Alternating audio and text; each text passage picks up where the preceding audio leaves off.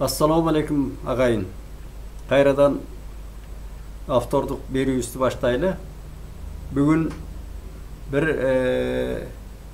жаштар, биздин көрүүчүлөр кайрылып аткан маселелер жөнүндө айткыбыз келет. Ошол негизги темабыздан мурун баягыдай саясий окуудан азастан. Мына бизде депутаттар жөнүндө сурап атат. Депутаттар эмне иш кылды, эмне натыйжа жазады деген суроолор.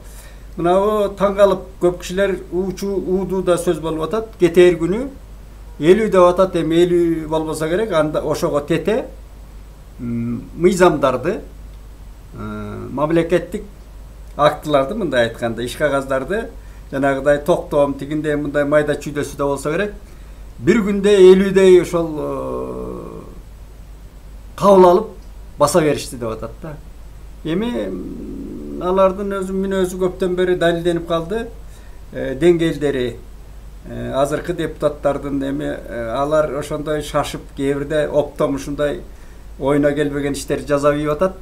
Булар өзүлөрүнүн деңгээли ошондой эми 50 арызды деле, 50 катты деле окуп чыгыш bir күндө мүмкүн эмес.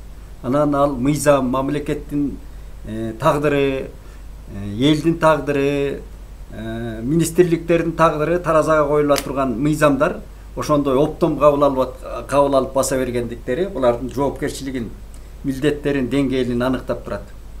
Ал бирдей эле. Экинчиден жанагыдай диплому жазалма депутаттар чыгып атканы, алар 2 жыл болуп кеттиби шайланганына, ошондон бери иштеп атканы, анан дагы ошондой жасалма депутаттар, дипломдор шектүү депутаттар дагы бир топ экени айтылып атат. Мындай болгондо мына шайлооком кандай буларды текшерүүдөн өткөрүп атат? Булардын ошо текшере турган механизмдери, ырычактары кайсы бир деңгээлде деген маселелер кетет да. Эми Шайлдабекова деген айым отат, канчадан бери мына Жээнбековдардын шайлоосу жараксыз болуп калганда да ушу киши башкарган шайлоокомду. Андан кийин дагы ошол мына Ленин районунда болгон шайлоо жараксыз болуп калды, канча миллиондор кетти. Анан дайыма ушу тополоңдорго себеп боло турган шайлоолор. Ошо шайлоонун шайтан оюндарынын башында ошондой кишилер башкарып отурат. Шайлооком жооп бериш керек буга. Ал кишини кандай узакка кармап отурат азыркы бийлик мага түшүнүксүз. Шайлдабекова биринчи жооп бериш керек да, мындай башаламандыкка, мындай жазалмалуулукка, мындай сабатсыздыкка. Анан акчалар кетип атпайбы? Элдин акчасы кетип атат. Мамлекеттин акчасы, элдин акчасы. Налогдон түшкөн акчалар. Алар отурат асмандын башындагы акча айлыктар менен иштеп отурат. Ошол эле шайлоокомдун мүчөлөрүн кайрадан текшериш керек. Билим деңгээлин. Канчадан берки ошо бийликтер алмашкан сайын эле отурат, ошо көбү бар ошол жерде. Мен билем. Абдан бийликте отургандар ыктап, кайсы бийлик келсе да ыктап сүйлөп, ошолордун тилин таап алган шайлоокомдун мүчөлөрү да бар. Шайлдабекова башында отурат. Ошол кишилер жооп бериш керек эл алдында. Мына жылыштар болуп атабы? Туташ ошондой жылыш реформалар жүрүш керек. Экинчиден мына өткөндө дагы чуу болуп атат. Мына интернет айдыңында Улукбек деген жана жигит, блогер жигит министрликтин алдына барып чуу салды деп атпайбы? Эми ал блогер жигиттер блогермин дейт экен, өздөрү алар деле журналист деп коёлу. Телевидениянын журналисттери сыяктуу ал элге публикага чыгып аткандан кийин, ошондой маселелерди көтөрүп аткандан кийин ал журналистика мектебинде иш кылып атат деп коёлу. Анан эми мен баягы кези келгенде жана Ыдыр Синема Исаковго да бир кайрылдым эле. Ал укту укпадыбы? Чаткалда барып алып бир прокуратураны жөөлөгөнүн. Анан кээде ашыкча кеткен, ашыкча жанагыдай подход орусча жазганда иш аракеттери көрүнүп атат да. Мына Улукбек мырза дагы абдан бир мындай бир жосунсуз, журналистиканын этикасына туура келбеген. Журналист деген өзү булар түшүнөбү, түшүнбөйбү? Мына 40 жылдан бери аралашып жүрөбүз го, дүйнөлүк журналистиканын да мектептерин окуйбуз. Булардын этикасы өзүнүн, журналисттин жоопкерчилиги, албетте бир элдин арасындагы жанагыдай мамлекеттин түйүн жерлериндеги көйгөйлөрдү, маселелерди, чыр-чатакты ошондой фактыларды ачат. Бирок ал бүтүм чыгарбайт. Журналист бүтүн чыгарганга акысы да жок. Жанагыдай жөөлөп, мындай күчкө салып, же болбосо ошо камеранын пайдаланып, же жанагыдай пресса деген документтин пайдаланып, өктөм мамиле жасаганга акысы жок. Ал журналист ошол өзүнүн чеберчилигине жараша, талантына жараша ошол фактыларды жанагыдай эл арасындагы, мамлекеттик бийлик арасындагы жүрүп аткан жанагыдай терс көрүнүштөрдүн бетин ачканга ал журналисттин өзүнүн жөндөмү менен, шыгы менен ошонун деңгээлинде ачыш керек да. Анан бизде баягы баары эле анархия, мына 30 канча жылдан бери анархия болуп келип, анан эми кичине ооздукталып, көп мынабы кандай болсо дагы жанагыдай кустурсация дейбизби, эмне дейбиз, кыскасы коррупциянын бети ачылып, көп тартип аракеттер болуп атат. Эми ал сазгап аткан мамлекетти кайсы деңгээлде, кандай деңгээлдеги адистер бетин ачат, эми ал өзүнчө маселе. Бирок ал аракетте далалаттар жүрүп атканын көзүбүз көрүп атат. Кээ бирине кубанып атабыз, кээ бирине жанагыдай мыйзамсыз болуп кетсе, аны айтып атабыз. Анан ушул боюнан бийик секирүү жанагыдай. Өзүнүн мынабы колундагы ошол мүмкүнчүлүгүн ашыра пайдалануу. Ал мамлекеттик кызматка деле эмес, кызматкерге деле эмес, ошондой блогер, журналистке да тиешелүү. Аны мындай бир элге салыш керек. Анан эми ошол эшигине ошончо киши баргандан кийин сөзсүз түрдө министр өзү кабыл алуу керек эле. Аны ошол жерден жайгарып койсо болот. Бизде эми туташ реформа деп какшап атабыз. Бул Каныбек Иманалиевдин келгенин мен кубаттагам. Ошол министрликке келгенин. Эми Каныбек мырза көп жылдык тажрыйбасы бар. Көп жылдык мынабы парламентте депутат болуп жүрдү. Ошол маселелерди жылаңаш төөлү бучкакка чапкандай маселелерди коюп жүрдү. Эми ал иштөө, практиканы айкалыштыруу деген ал башка маселе. Ошону жазайым деп ал аракет кылып атканын угуп атам. Бирок реформа деген туташ жүрүш керек. Мен бир кезде Чынара Жакупова деген бунтар министрдин иш аракеттерин көргөмүн. Ошол бунтарды да бутка чабышкан убагында. Бизде Кыргызстанда дегеле эгемендик алгандан бери реформада жазайым деген далалаттанган министрлер болгон, ар кандай кызматкерлер болгон, бирок реформалар ишке ашкан эмес. Реформа десе кыргыз бийлиги үркүп келген дайыма. Үркөт да. Ал реформа деген туташ жүрүш керек өзү. Бир эле министрликте же болбосо бир айыл өкмөтүндө же райондо, областта реформа жазай албайсың. Ал мамлекетте чынжырлуу жанагындай туташ жүрүш керек да. Ошондо реформа болот. Мына Саакашвилини айтып атабыз жасаганын. Андан башка Сингапурду айтып атабыз. Ошондой реформа. Башты сайып ошо реформаларды туташ жасагандан натыйжа болот. Анан бир жерде мына медицинада реформа жасайм деп көргөн министрдин тагдыры эмне болду? Ушундай туташ болмоюнча реформа. Реформаны жасай турган туташ программалуу, долбоорлуу, анан ошого татыктуу адамдар келиш керек, жанагы конкурстук жол менен. Анан ошондо реформа ишке ашат да. Бул деп коелу. Анан мына биздин президент Садыр Жапаров Монголияга барып келди. Мен көрүп отурдум. Мына монголдор жөнүндө мен кызыгып көп изилдеп, ушуларды айтып жазып жүрөм. Бизден артта калган мамлекет болчу кезинде. Союздун 16-чы республикасынын катарында турчу. Ошондой эле буквально ошондой болчу да, орусча айтканда. Ва символикалык эле Монголия өзүнчө мамлекет деген менен. Ал 91-жылы биз тараганда ал дагы өзүнчө эркиндикке чыкты. Бирок Монголияга башына өзүлөрүнүн багына жараша жакшы президент келди, реформалар жасады. Бүгүнкү Монголия баягы 90-жылдагы Монголиядан асман менен жердей айырмачылыкта өсүп кетти, өнүгүп кетти. Биздин президент ошону көрүп келгени жакшы болду өз көзү менен. Мына монголдор кандай деңгээлде жетти. Ошону бизге пайдалануу керек. Мына өзү теңдеш. Мына биз сүйлөсө эле Американы же Россияны сүйлөйбүз. Же болбосо Францияны, ушундай укмуш чоң гигант өлкөлөрдү сүйлөйбүз. Эми өзүбүзгө чак мына прибалтикалык мамлекеттерди айтпайбыз. Эстонияны, Монголияны, финдерди маселен, Израилди, ошол аз сандуу эли бизге ошолордон үйрөнүү керек да. Данияны, мындай аз чакан мамлекеттер кандай өнүгүп атат. Сингапур түшкө кирбеген өнүгүүнү жасаган. Ушуларды тез чабагандап биздин адистерди жиберип анан тез жасаш керек эле. Муну күтүп отурбаш керек. Күнүгө мезгил өзгөрүп кетип атат. Биз мындай кыймылдагы чакта эле шака-шука эртең дүйнө башка болуп кетип атат да.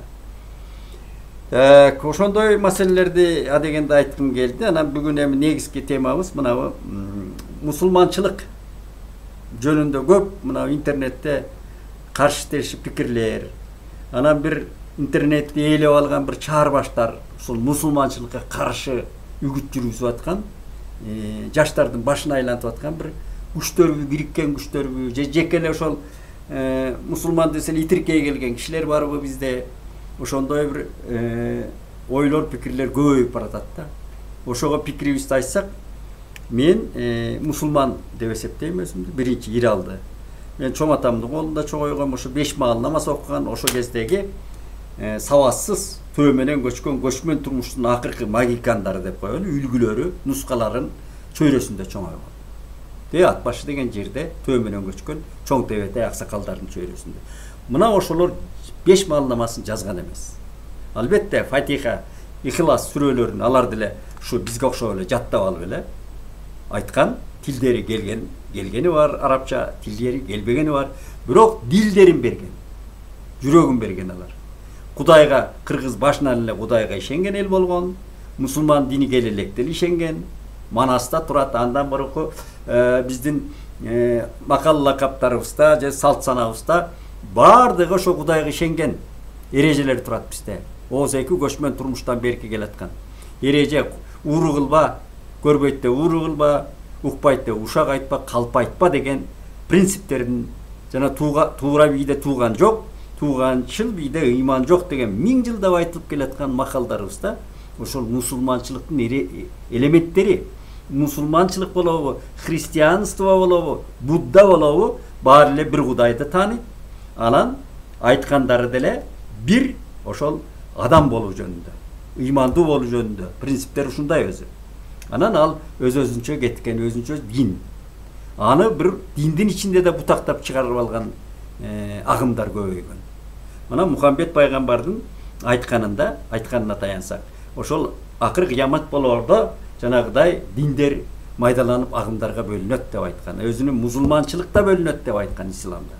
Ошондой бизде азыр мына адегенде 90-жылдардан бери келгенде массалык түрдө диндештирүү, мусулманчылыкка кайтуу мурдагы ошолорго өтүп кеттик да. Анан мен аттабай айтайын, жанагы менин чоң аталарым ошол 5 маал намазын жазбай окуган менен Манас эпосун Манасты Кудайындай көргөн, салтын бекем кармаган, кыргыздык өзүнүн наркын бекем кармаган кишилер болгон. Алар кыртышына таянып туруп, бекем таканчыктап туруп, анан динди кабыл алган кишилер. Бизде эмне болду? Мына 90-жылдан бери ар кандай агымдар келди, дамбал кийген, сакал койгон.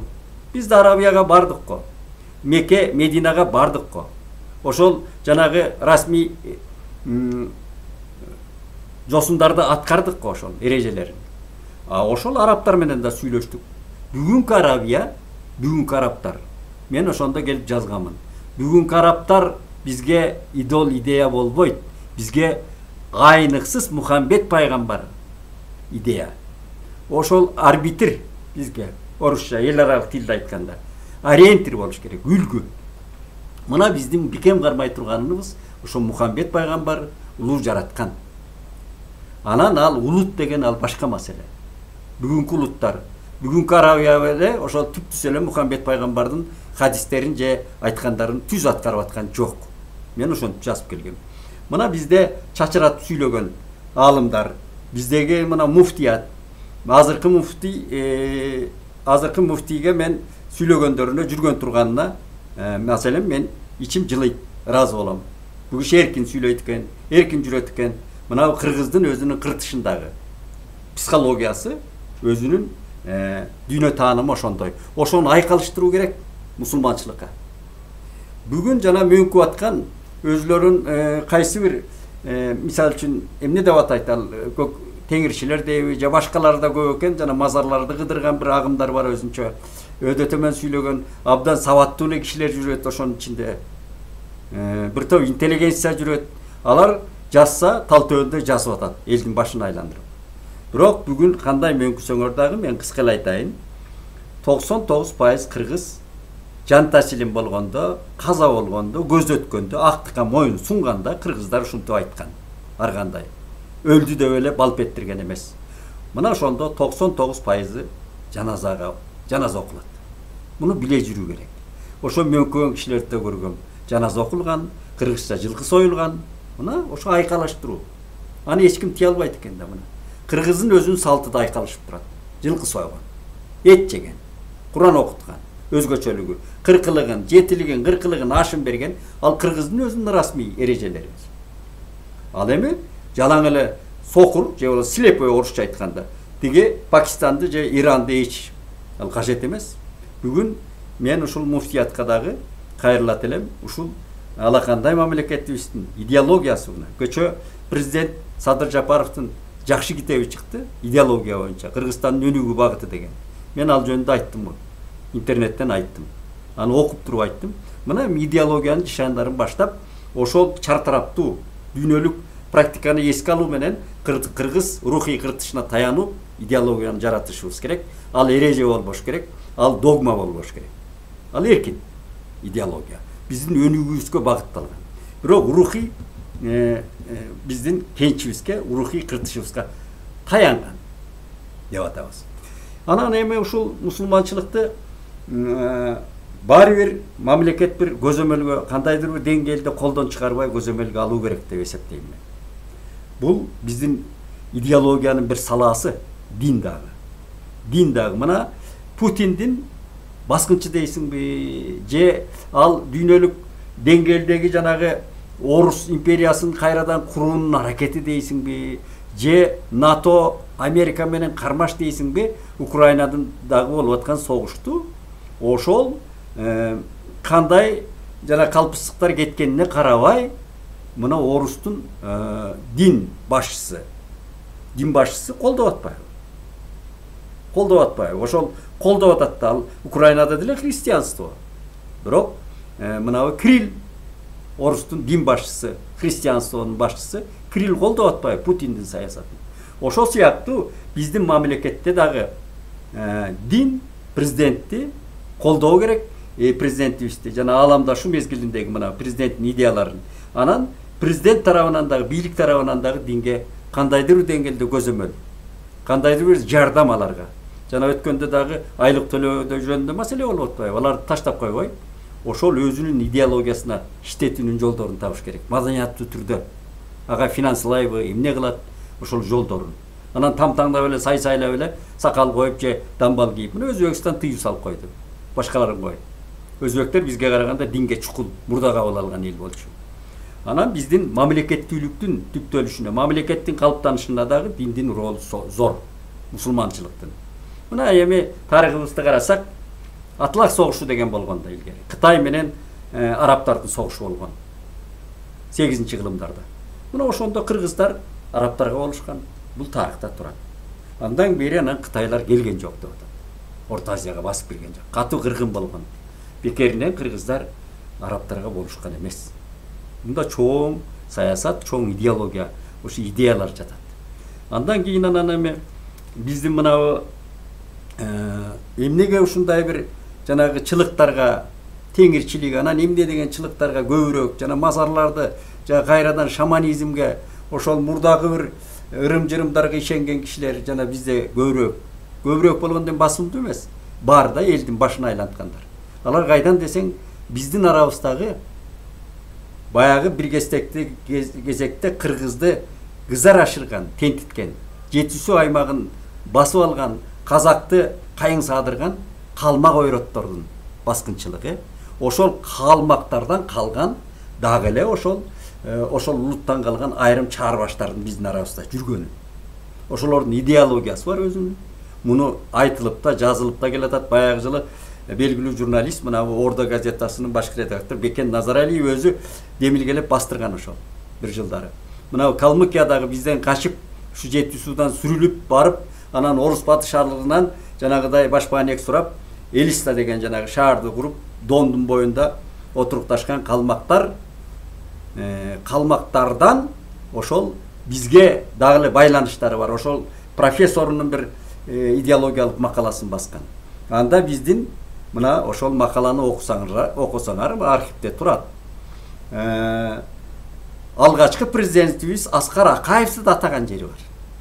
Биздин Аскар Акаев Кыргызстандын бир президенти калмак улутунан деп угабыз деген ошо профессордун маалымдамасы бар. Чыккан ошол.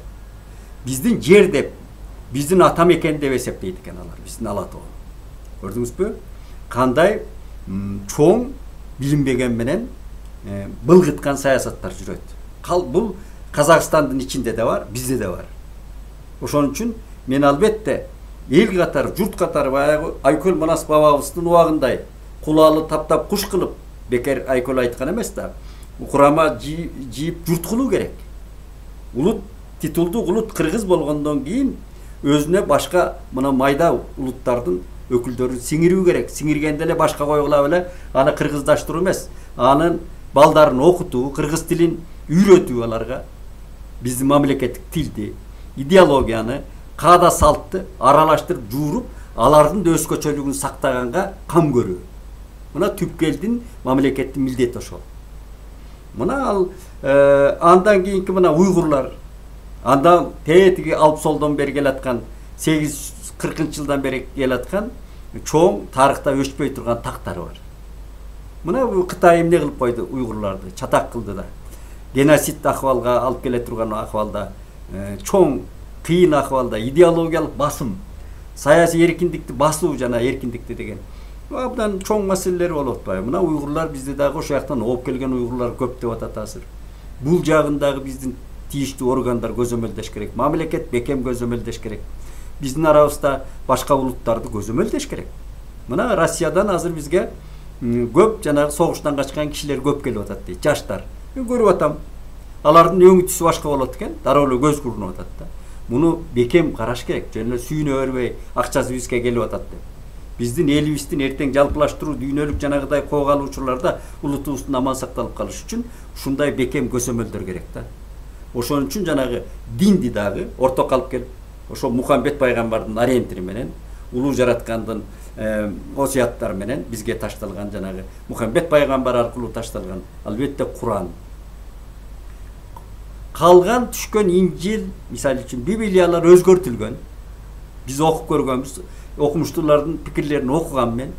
Бирок Куран өзгөртүлө элек. Куранга өзгөртүүгө эч ким даабайт, мээси да жетпейт деп айтып атышат. Куран түгөнбөгөн илим. Муну окуп көрсөк, Куран чын эле ошондой касиетке ээ. Абдан терең, сырдуу. Анан бизде көп котормочулар пайда болду. Мына тамашалап калабыз, Килем Чакын деген акебиз деле ыргылып которуп койду. Илгери Эрин Турсунов ыргылып которду деп, мен устатым которсо, молдолор чыргылды эле, кийин которуп атышат ар ким. Муну ар ким которо турган оюнчук эмес. Ошол динди билген, арабчада мыкты билген, анан Куранды жатка билген адам которуш керек. Кайрадан ортого алып келиш керек. Мына бизде 4-5 котормочулар чыгып кетти го, котормолор. Ошонун мыктысын алыш керек. Ошону элге таратыш керек. Мына ушундай жалпылап айттырганда, биздин мына көчөк президенттин чыгарган китебине үндөш жарыяланган. Мен карандаш менен чийип окудум. Ошого биздин мына мусулманчылыкты дагы, ошол ичибиздеги жүргөн жанагы чаарбаштуу башка улуттун баары эле андай эмес, улуттун эли жалпы алганда, эл андай болбойт. Анын ичинде жанагылар бузукулар чыгат. Мына Ош коңголаңын чыгарган 2 жолу бузукулар чыгарган да. Ошонун ичинде уйгур да болгон, өзбек да болгон. Чыныгы мына мен өзгөн шаарында жашаган байыркыдан бери кыргыздар менен жашап келген өзбек туугандар менен сүйлөшкөм. Көбү кийин көчөрүлүп келген өзбектер Өзбекстандан. Мына ошолор чыгарган чырды.